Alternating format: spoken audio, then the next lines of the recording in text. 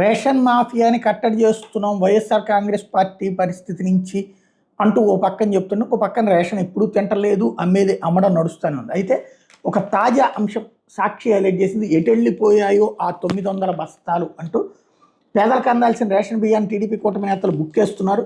కోట్ల విలువైన బియ్యాన్ని పక్కదారి పట్టించేస్తున్నారు. 1000 బస్తాలకు పైగా రేషన్ బియ్యం ఉన్న ఓ గోదాంని అధికారులు శుక్రవారం తనిఖీ చేసి తాళం వేయగా తెల్లవారేసరికి 109 బస్తాల నుంచి మిగిలిన వాటిని రాత్రికి రాత్రే తరలించేశారంటే పచ్చమొక్కలు ఎంతటి బందిపోట్లో తెలుస్తోందంటూ కర్నూలు జిల్లా ఆదోని నియోజకవర్గంలో చూసిన ఈ భాగోతం కనుక టీడీపీ ముఖ్య నేత కుమారుడు ఉన్నాడని ఆరోపణలు వెలువెత్తున్నాయి. ఓ గుర్తు తెలియని వ్యక్తి శుక్రవారం అక్రమ బియ్యం దందా మీద ఇచ్చిన సమాచారంతో పట్లోని సిరుగుప్ప రోడ్లో ఉన్న ఓ గోదావరి సివిల్ సప్లైస్ రాష్ట్ర డైరెక్టర్ మహేష్ నాయుడు తనిఖీ చేశారు. అందులో 1000 బస్తాలకు పైగా రేషన్ బియ్యం ఉన్నట్టు గుర్తించారు. అప్పటికే ఆలస్యం కావడంతో ఆయన గోడౌన్కి తాళం వేయించారు. దాన్ని సీజ్ చేసేందుకు శనివారం ఉదయం ఆయన గోదాంకి వచ్చారు. గోదాంలో కేవలం 109 బస్తాలు మాత్రం ఉండని చూసి Mahesh Naidu civil supplies deputy తహసీల్దార్